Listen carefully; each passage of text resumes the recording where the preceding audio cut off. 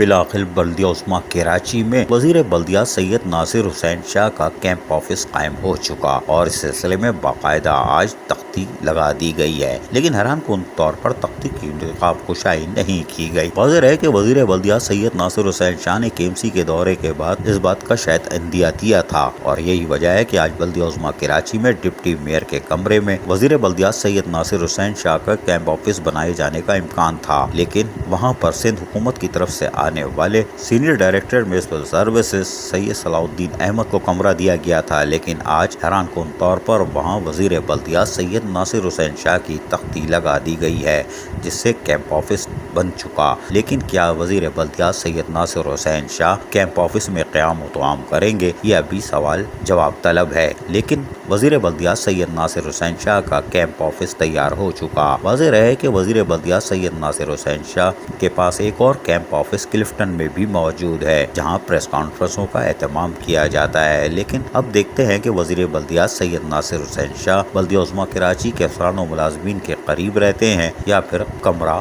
بمع ٹھنڈی مشین قبضے میں رہتا ہے۔ یہ آنے والے دنوں میں معلوم ہوگا۔ عزیز عارف، KBS بلدیاتی نیوز کراچی۔